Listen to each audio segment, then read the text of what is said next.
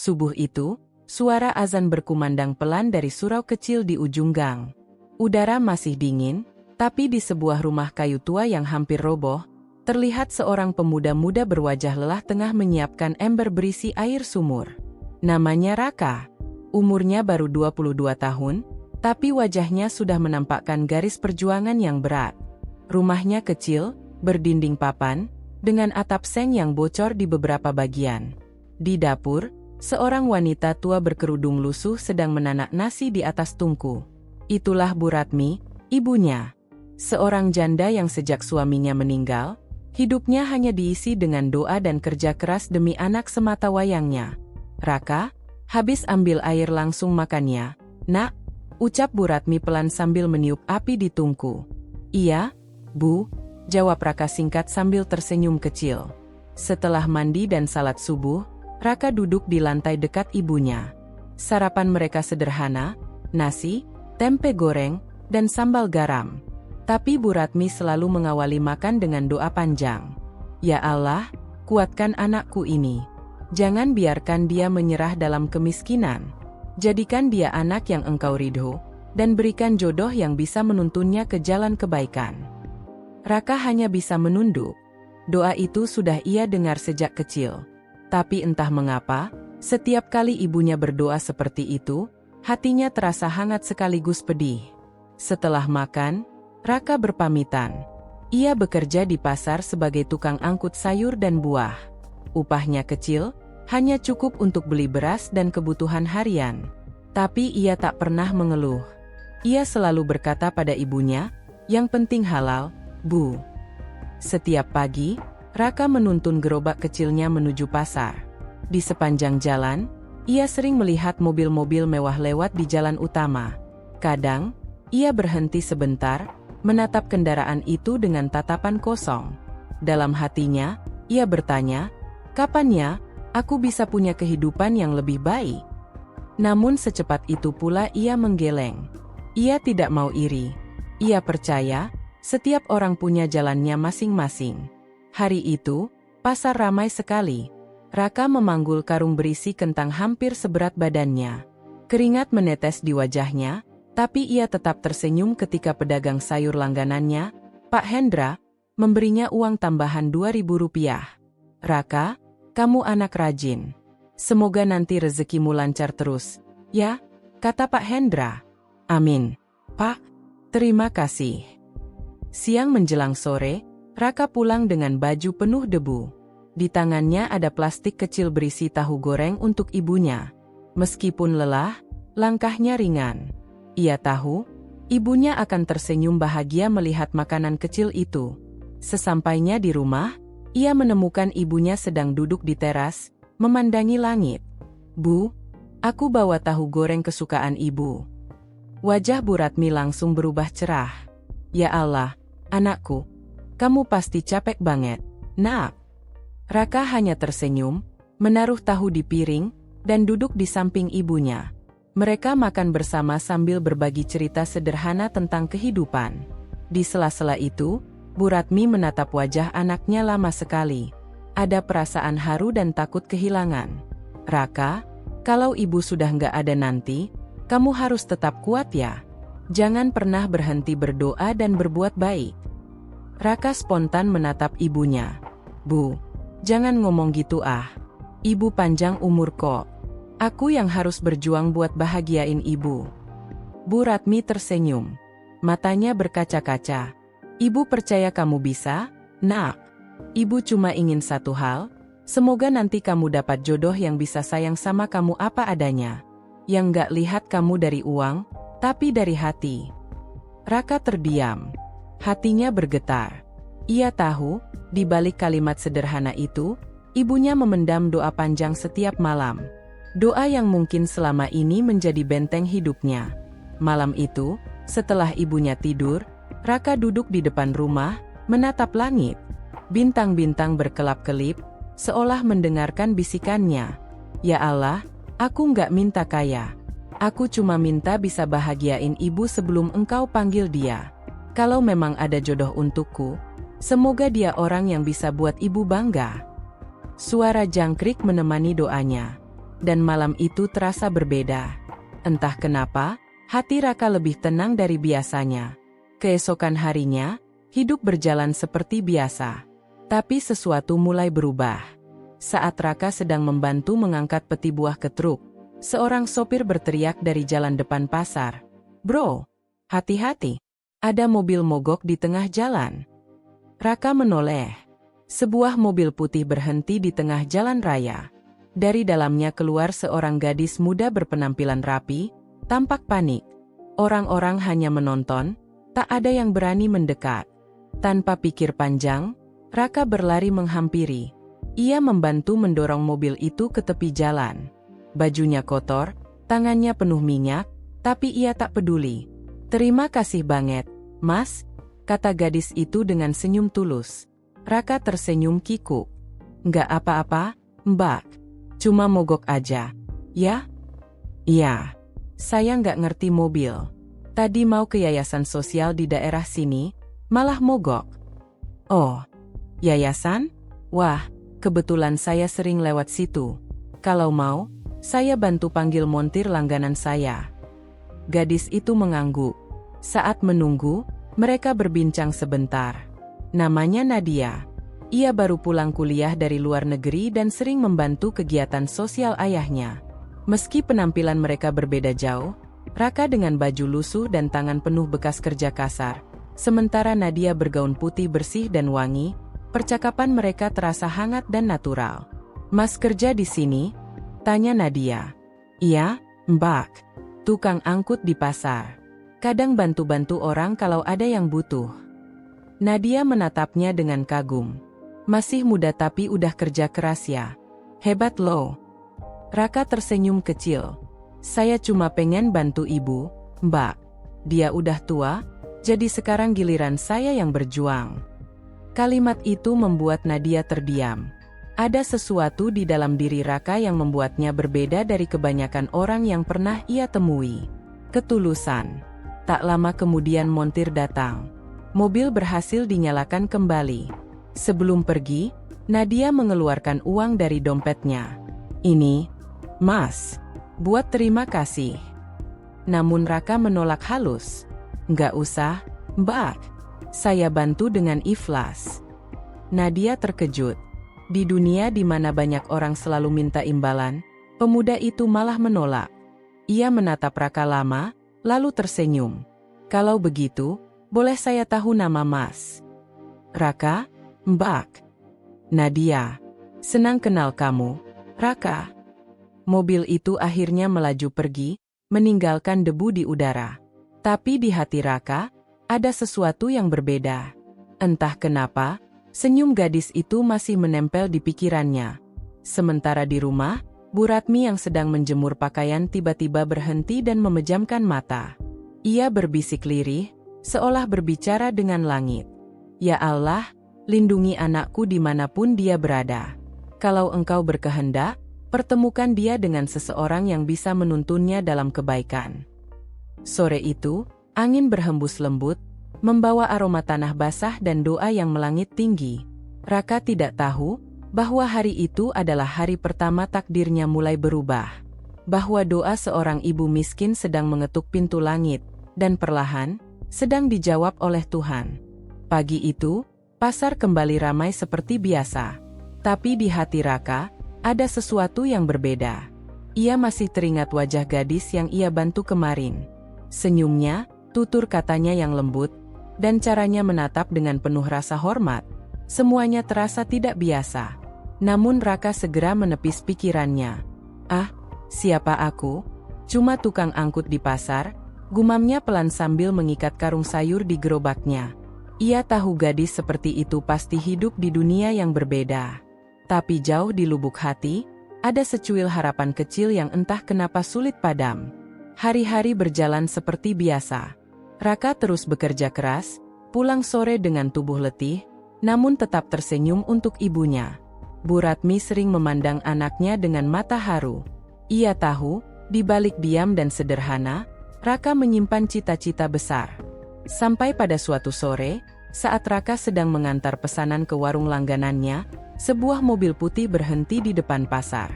Dari dalamnya keluar seorang gadis dengan kacamata hitam, memegang map berisi dokumen. Raka terpaku sejenak. "Itu, kayaknya Mbak Nadia," bisiknya. Dan benar. Gadis itu menoleh, tersenyum ketika melihat Raka. "Mas Raka. Wah, kebetulan banget ketemu di sini." Raka terkejut. Ia tak menyangka gadis seperti Nadia masih mengingat namanya. "Oh, Mbak Nadia? Ya. Halo. Kok ke pasar?" "Aku lagi survei buat kegiatan sosial, Mas. Yayasan kami mau bantu pedagang kecil di sini."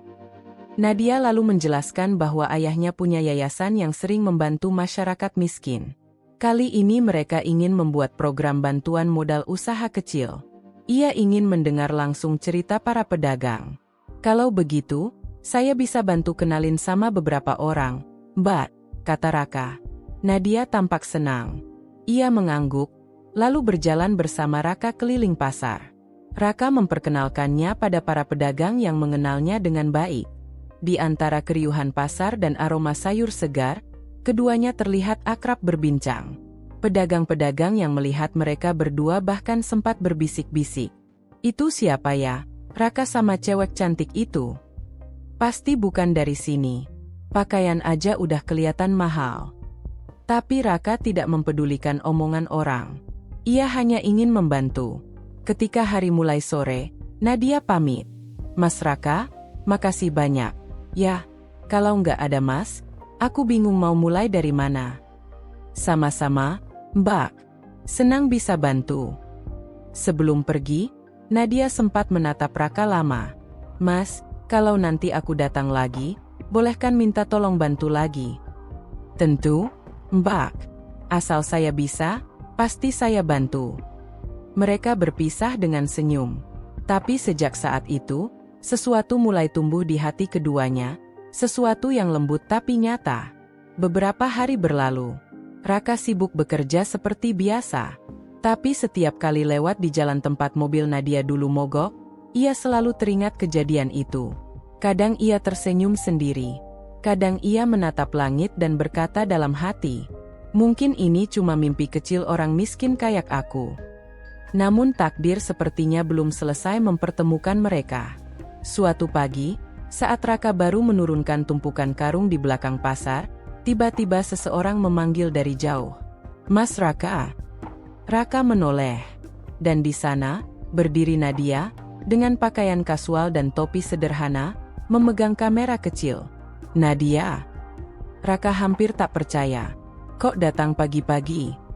Nadia tersenyum. "Aku mau foto-foto kegiatan pasar buat laporan yayasan. Sekalian cari inspirasi." Hari itu, mereka berjalan bersama lagi. Raka membantu Nadia mengambil gambar, memperkenalkan lebih banyak orang, bahkan mengantar ke warung kopi sederhana tempat pedagang biasa istirahat. Di sana, Raka memesan 2 gelas teh hangat. Nadia tampak nyaman. Ia tidak risih duduk di kursi kayu tua, bahkan tertawa saat salah satu pedagang menggoda mereka. "Wah, Raka, kenalin dong, calon mantu siapa nih?" Nadia tertawa, wajahnya memerah. Sementara Raka tersenyum malu. "Bukan, Pak. Ini Mbak dari yayasan." Namun dalam hati kecilnya, ada rasa hangat yang sulit dijelaskan. Saat senja tiba, Nadia harus pulang. Tapi sebelum pergi, ia menatap Raka serius. "Mas Raka, aku kagum sama kamu." Raka terkejut. "Kagum gimana, Mbak? Kamu kerja keras, nggak pernah ngeluh, dan tetap sopan sama semua orang. Aku jarang ketemu orang kayak kamu." Raka hanya bisa tersenyum. Ia tidak tahu harus berkata apa. Sebelum naik mobil, Nadia menatapnya lagi. "Mas, boleh aku jujur?" "Boleh, Mbak. Waktu pertama kali kamu bantu aku di jalan, aku ngerasa kayak Tuhan sengaja nunjukin seseorang yang beda. Aku nggak tahu kenapa, tapi setiap kali ketemu kamu, rasanya tenang." Raka tercekat. Kata-kata itu membuat dadanya bergetar hebat. Ia tak pernah menyangka, gadis sebaik dan sekaya itu bisa bicara begitu padanya. Namun ia sadar diri. Ia hanya menunduk dan berkata pelan, "Saya cuma orang biasa, Mbak, mungkin Mbak cuma kasihan aja. Nadia tersenyum kecil. Enggak, Mas. Aku tahu bedanya antara kasihan dan kagum. Mobil itu pun berlalu, meninggalkan Raka yang masih berdiri di pinggir jalan dengan jantung berdebar. Ia bahkan tak sadar air matanya menetes, bukan karena sedih, tapi karena tak tahu apa yang harus ia rasakan. Malamnya, di rumah, Bu Ratmi memperhatikan anaknya yang duduk melamun di depan rumah. Raka, kenapa senyum-senyum sendiri? Raka tersentak. Ah, enggak, Bu. Cuma keinget kejadian lucu di pasar. Bu Ratmi tertawa pelan. Kalau ada yang bikin kamu senang, Ibu ikut senang. Tapi jangan lupa, Nak, semua yang datang dalam hidup kita, kalau baik, pasti dari doa. Raka terdiam. Kata-kata itu menancap dalam. Malam itu, sebelum tidur, ia memandang foto almarhum ayahnya di dinding. Pak, Bu, kalau memang gadis itu baik, aku cuma pengen bisa jadi orang yang pantas buat dia. Walau sekarang aku bukan siapa-siapa. Dan tanpa ia sadari, di rumah besar di seberang kota, Nadia juga sedang menatap langit malam dari jendela kamarnya. Ia tersenyum kecil sambil berbisik. Ya Allah, kalau memang dia orang yang kau kirim buat jadi bagian hidupku, tolong jaga dia. Dua hati yang berbeda dunia, tapi dipertemukan oleh niat baik dan doa yang sama. Tak ada yang tahu, pertemuan singkat itu bukanlah kebetulan, melainkan bagian dari rencana besar Tuhan yang sedang mulai terungkap perlahan. Hari-hari setelah pertemuan terakhir itu berjalan seperti biasa bagi Raka. Namun di hatinya, ada perubahan yang ia sendiri sulit jelaskan.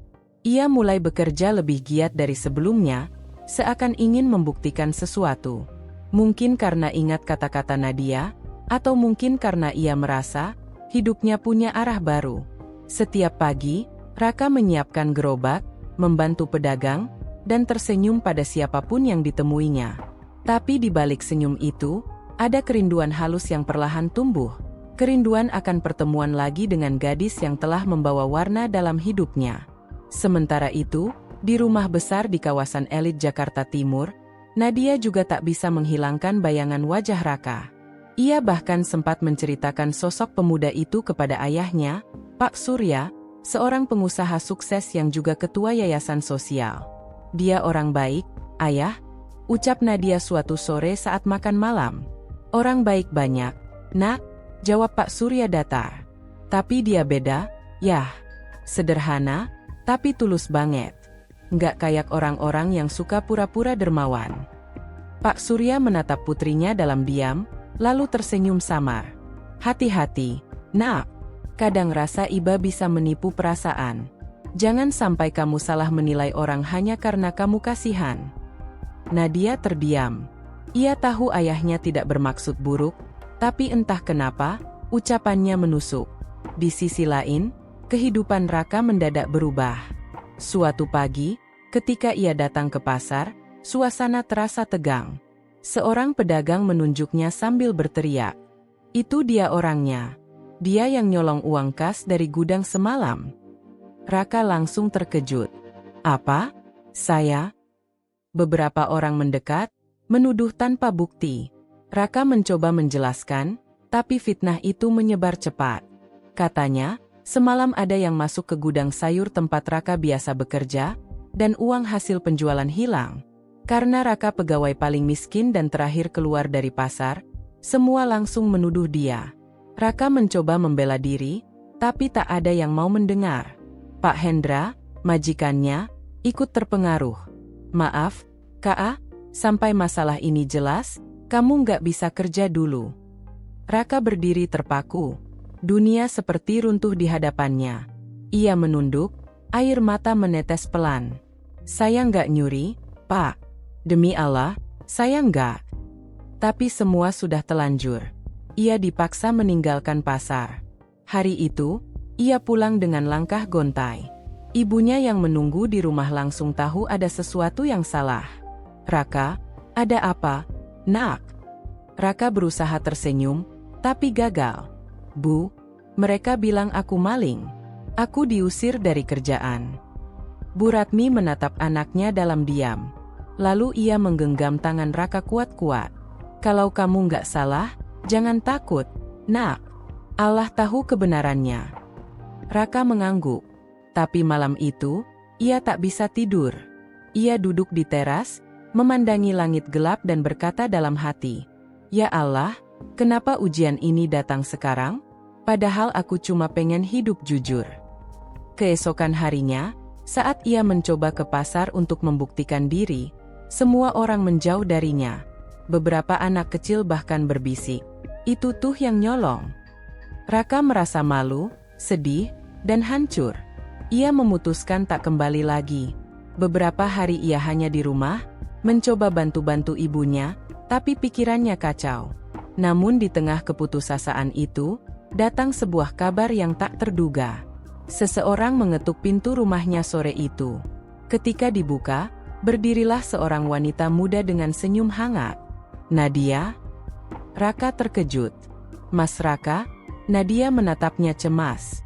"Aku dengar soal tuduhan di pasar. Aku langsung ke sini. Kamu nggak apa-apa?" Raka menunduk. "Aku nggak nyuri, Mbak." Tapi mereka semua nggak percaya. Nadia mengangguk pelan. "Aku tahu kamu nggak mungkin begitu. Kamu percaya?" "Tentu. Aku lihat sendiri gimana kamu kerja keras tanpa pamrih." Ucapan itu membuat Raka menahan air mata. Ia belum pernah merasakan ada orang yang membelanya seperti ini, selain ibunya. Nadia lalu berkata, "Mas, mulai besok datang ke kantor yayasan kami." "Ya, aku sudah cerita ke ayah. Kita lagi butuh tenaga bantu logistik di gudang.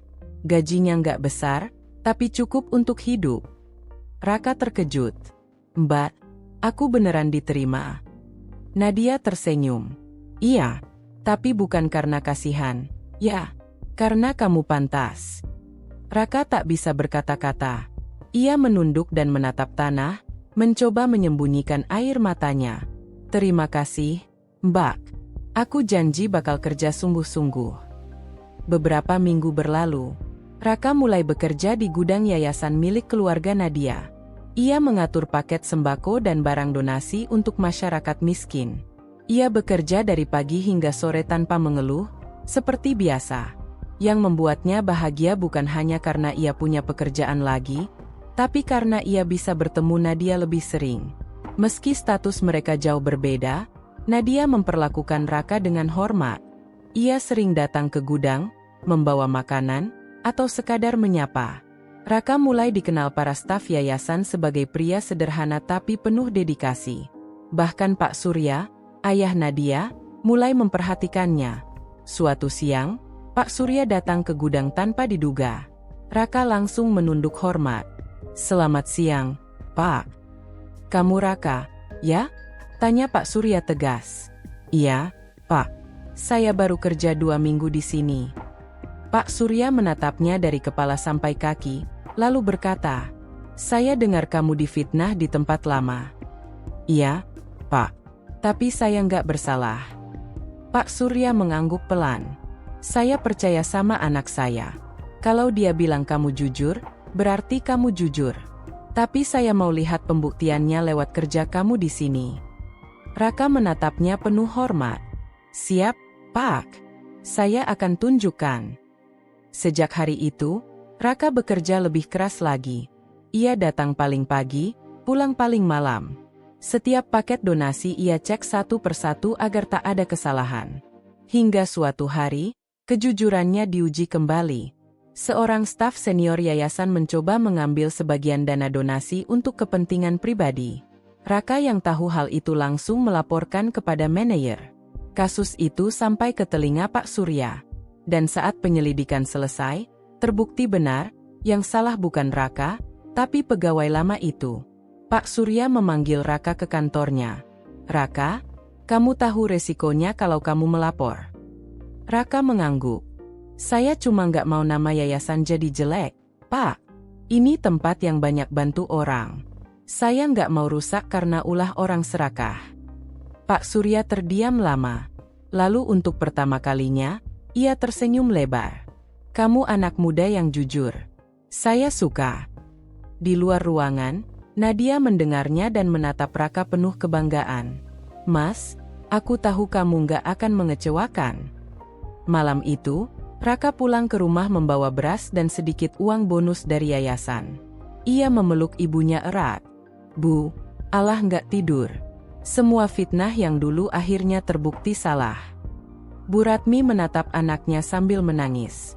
Ibu selalu bilang, doa nggak pernah sia-sia.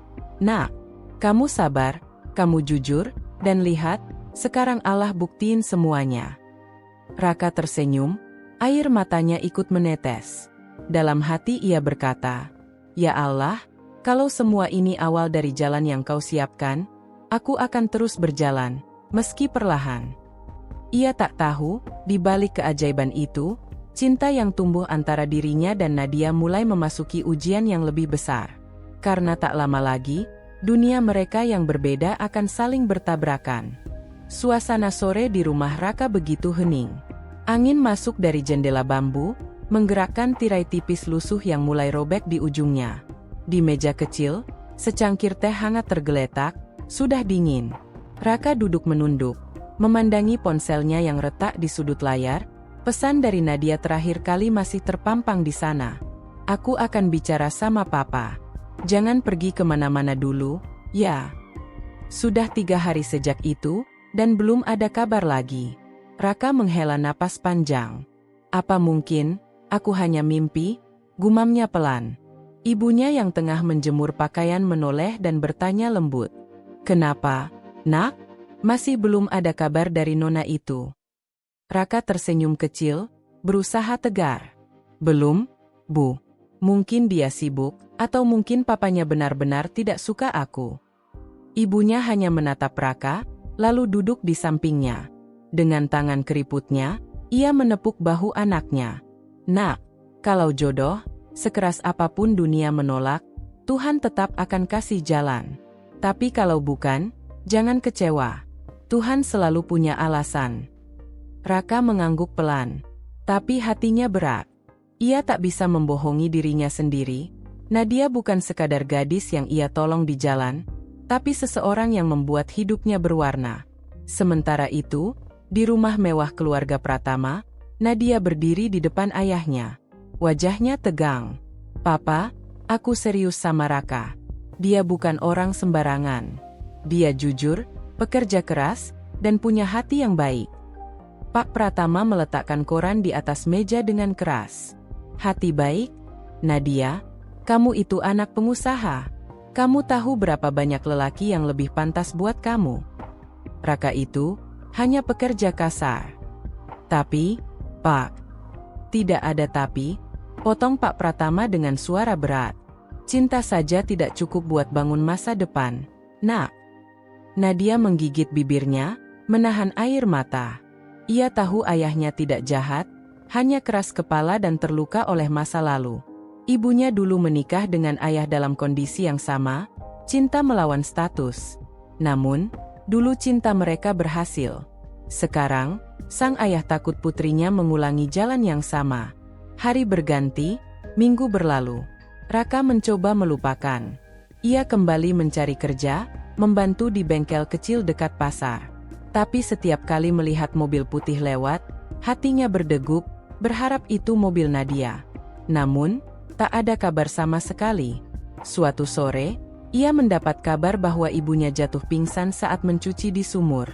Dengan panik, Raka membawanya ke puskesmas.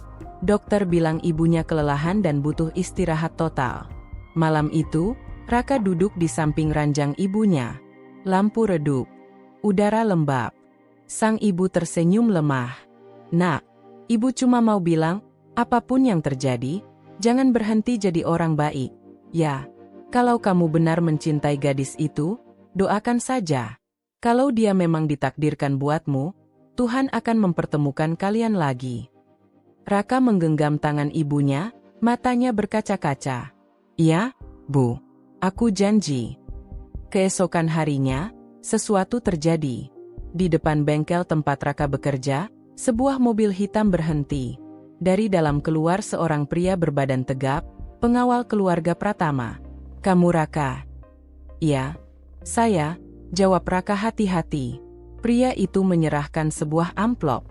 Ini dari Tuan Pratama. Dia ingin kamu berhenti mendekati anaknya. Di dalamnya ada uang, anggap saja kompensasi. Raka menatap amplop itu dengan mata merah. Tangannya bergetar. Ia menatap pria itu lurus-lurus dan berkata dengan suara bergetar. Tolong sampaikan ke Tuan Pratama, saya tidak butuh uangnya. Saya juga tidak akan ganggu Nadia lagi.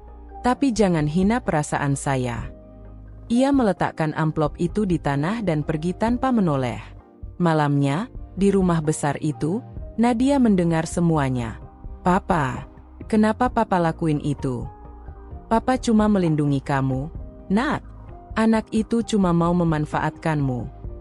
Enggak, Raka bukan seperti itu. Jerit Nadia sambil menahan air mata. Papa gak kenal dia, tapi aku kenal. Dia lebih jujur dari semua orang di sekeliling kita. Pak Pratama menatap putrinya, napasnya berat. Sudah cukup. Kalau kamu masih keras kepala, kamu jangan panggil aku Papa lagi. Hening. Nadia terdiam. Matanya basah. Tanpa sepatah kata pun, ia berlari keluar rumah, naik ke mobil, dan pergi malam itu juga. Raka baru saja selesai menutup kios bengkel saat mobil putih berhenti di depannya.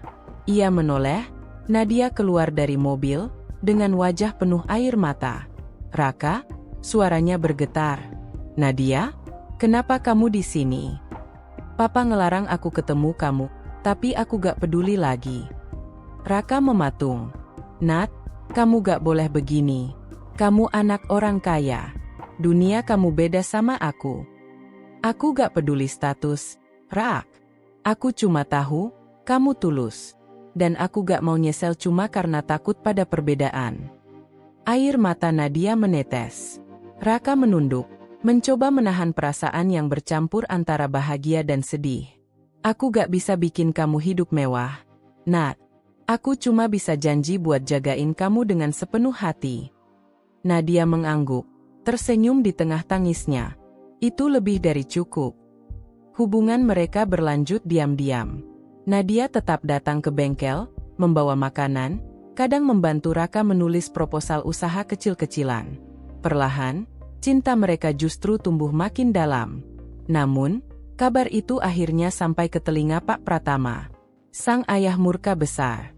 Tapi sebelum ia sempat memarahi anaknya lagi, seseorang datang ke rumah, Ibu Raka, dengan langkah pelan dan wajah penuh keberanian. Maaf, Pak, saya cuma ibu miskin. Tapi anak saya bukan pencuri, bukan pembohong. Dia cuma mencintai anak Bapak dengan tulus. Pak Pratama terdiam, terkejut melihat wanita tua itu berdiri tegak di depannya. Saya tahu Bapak sayang sama anak Bapak saya juga. Tapi jangan salahkan anak saya karena miskin. Kami gak pernah minta jadi bagian dari keluarga ini, kalau memang Tuhan belum izinkan. Setelah berkata begitu, Ibu Raka berpamitan. Tapi kata-kata itu menancap dalam di hati Pak Pratama. Malam itu, ia termenung di ruang kerjanya, memandangi foto keluarganya dan teringat masa mudanya sendiri. Ketika ia dulu juga ditolak karena miskin, namun berhasil membuktikan diri. Beberapa hari kemudian, Raka menerima panggilan dari nomor yang tak dikenal. Halo, Raka, ini saya, Pak Pratama. Jantung Raka hampir berhenti. Ya, Pak. Datanglah ke rumah saya besok sore. Ada yang ingin saya bicarakan. Keesokan harinya, Raka datang dengan pakaian rapi seadanya. Di ruang tamu, Pak Pratama duduk menatapnya dalam diam. Setelah beberapa detik, pria itu berbicara pelan. Saya sudah lama lupa, bagaimana rasanya miskin tapi punya harga diri. Kamu sudah ingatkan saya. Raka menunduk hormat. Maafkan saya kalau sudah lancang, Pak. Saya cuma gak mau Bapak salah paham tentang perasaan saya ke Nadia. Pak Pratama mengangguk pelan. Saya percaya sekarang. Tapi saya juga ingin lihat, apakah kamu bisa buktikan cintamu bukan cuma kata-kata. Apapun ujiannya, Pak, saya siap. Pak Pratama tersenyum tipis. Baiklah, Raka. Saya akan beri kamu kesempatan. Tapi bukan sebagai calon menantu, melainkan sebagai karyawan. Tunjukkan siapa kamu sebenarnya. Raka mengangguk mantap. Itu bukan hanya kesempatan, tapi juga harapan baru. Dan di luar sana, di balik jendela, Nadia tersenyum haru, menatap langit sore yang mulai oranye. Doa Ibunda Raka mulai terjawab, perlahan. Mentari pagi menyapa dengan lembut. Di halaman depan rumah besar keluarga Pratama, tampak seorang pemuda sederhana sedang menyapu halaman. Bajunya rapi, tapi masih terlihat sederhana, kemeja putih dengan lengan digulung, dan celana hitam polos. Itulah Raka, yang kini resmi bekerja di perusahaan keluarga Pratama sebagai staf lapangan di divisi logistik. Setiap pagi, ia datang paling awal dan pulang paling akhir. Tak peduli hujan atau panas, Raka selalu siap mengantarkan barang, membantu karyawan lain, bahkan tak segan membersihkan gudang sendiri. Bagi sebagian orang di perusahaan, ia hanyalah karyawan baru tanpa pengalaman. Tapi bagi Pak Pratama, ia sedang mengamati sesuatu, ketulusan yang diuji waktu. Suatu hari, di ruang rapat perusahaan, terjadi insiden kecil. Salah satu sopir perusahaan ketahuan menyelewengkan bahan bakar dan membuat laporan palsu. Saat manajer menuduh Raka sebagai kaki tangannya, seluruh ruangan jadi tegang. "Pak, saya gak tahu soal itu sama sekali." Suara Raka tegas tapi gemetar. "Jangan bohong, Raka," bentak manajer. "Kamu yang terakhir kali tanda tangan di laporan pengiriman minggu lalu." Suasana makin panas. Tapi sebelum perdebatan berlanjut, pintu ruangan terbuka. Pak Pratama masuk dengan wajah tenang namun tajam. Ia menatap semua orang dan berkata pelan, "Sudah, biar saya sendiri yang selidiki." Sore harinya, setelah memeriksa rekaman CCTV dan data GPS, terbukti bahwa Raka tidak bersalah. Justru Rakalah yang mencatat kejanggalan pertama dan berusaha melapor. Semua orang terdiam malu. Pak Pratama mendekat dan berkata dengan suara pelan tapi dalam, "Kamu tetap tenang meski difitnah. Tidak banyak orang bisa begitu." Raka menunduk hormat. "Saya cuma ingin jujur, Pak. Ibu saya selalu bilang, kejujuran itu mahal. Tapi kalau kita kehilangan itu, kita gak punya apa-apa lagi." Pak Pratama menatapnya lama. Di balik sorot mata tegasnya, mulai tumbuh rasa hormat. Hari demi hari berlalu. Raka bukan cuma pekerja rajin, tapi juga jadi inspirasi bagi karyawan lain. Ia sering membantu tanpa pamrih, bahkan membagi makan siangnya dengan satpam atau office boy. Tanpa ia sadari, Nadia diam-diam memperhatikannya dari lantai atas gedung setiap kali datang ke kantor ayahnya. Malam hari, saat semua orang sudah pulang, Raka sering berdiri di balkon gedung sambil menatap bintang. Ia teringat ibunya, doa-doa yang dulu dipanjatkan dengan air mata kini mulai nyata satu persatu. "Bu, mungkin ini jalan Tuhan. Bukan karena aku pantas, tapi karena doa ibu terlalu kuat," bisiknya pelan. Beberapa bulan kemudian, perusahaan Pratama menghadapi masalah besar. Proyek pengiriman keluar kota gagal karena kesalahan teknis, dan banyak barang terlambat. Para klien marah besar. Semua panik, kecuali satu orang, Raka. Dengan pengalaman kecilnya di lapangan dan naluri jujur yang tajam, ia menawarkan solusi sederhana tapi efektif. Ia meminjam truk lama bengkel tempatnya dulu bekerja, memimpin sendiri pengiriman malam itu bersama para sopir yang tersisa. Selama 3 hari 3 malam, ia bekerja tanpa tidur. Saat truk terakhir berhasil sampai ke tujuan, nama Raka mulai diperbincangkan di seluruh kantor. Dan ketika laporan sampai di meja Pak Pratama, pria tua itu hanya terdiam lama sambil menatap nama Raka di bawah laporan pengiriman. Ia menatap jendela, menahan senyum kecil. Anak itu sungguh berbeda. Beberapa hari kemudian, di ruang kerjanya, Pak Pratama memanggil Raka. Raka datang dengan wajah canggung, berpakaian sopan, menunduk dalam.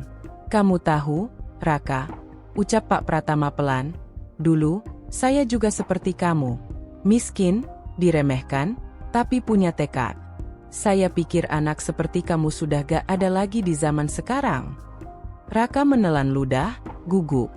"Saya hanya berusaha, Pak. Saya gak ingin gagal, Terutama karena saya sudah janji pada ibu untuk selalu jujur dan kerja keras. Pak Pratama tersenyum. Untuk pertama kalinya, senyum yang tulus. Kalau begitu, saya ingin berterima kasih. Kamu sudah bantu perusahaan ini saat semua orang menyerah. Raka terkejut. Saya hanya melakukan apa yang harus, Pak. Dan itu yang membedakan kamu dari yang lain. Lanjut Pak Pratama. Kamu pantas dapat kesempatan yang lebih besar. Raka mengangkat wajah, sedikit bingung. Maksud Bapak? Pak Pratama berdiri, berjalan ke arah jendela, lalu berkata pelan tapi jelas. Aku bukan hanya bicara soal pekerjaan. Aku bicara soal hidup.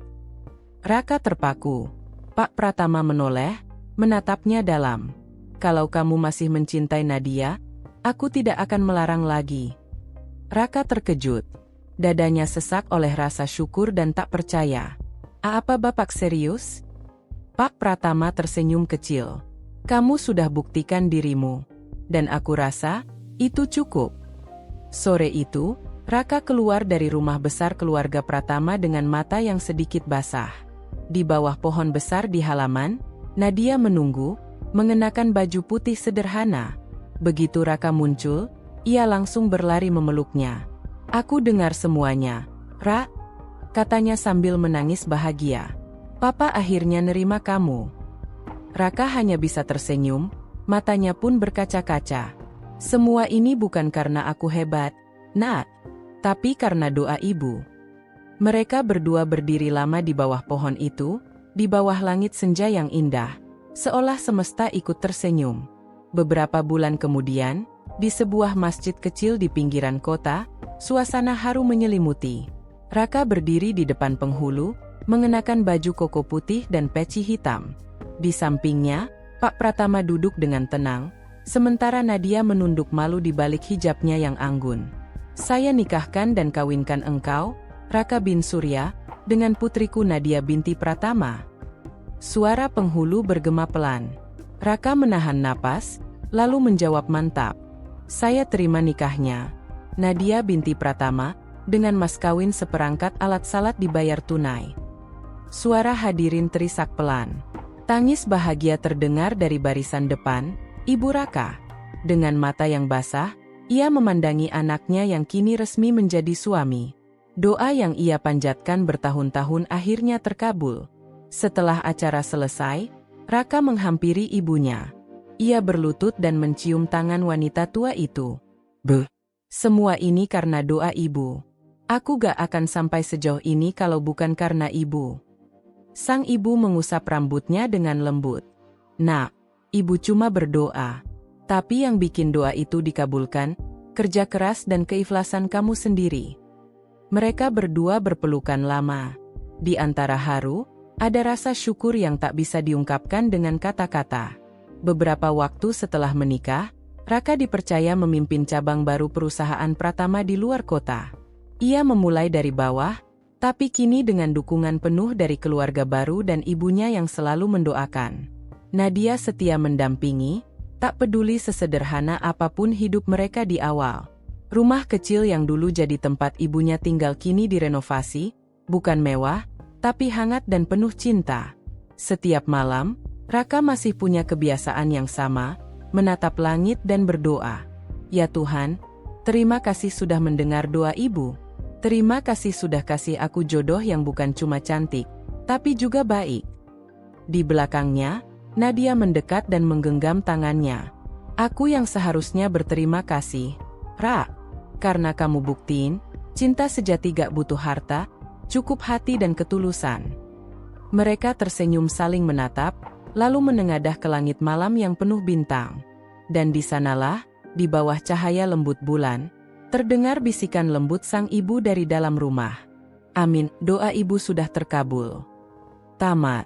Kadang, doa seorang ibu menembus batas yang tak bisa dijangkau oleh usaha manusia.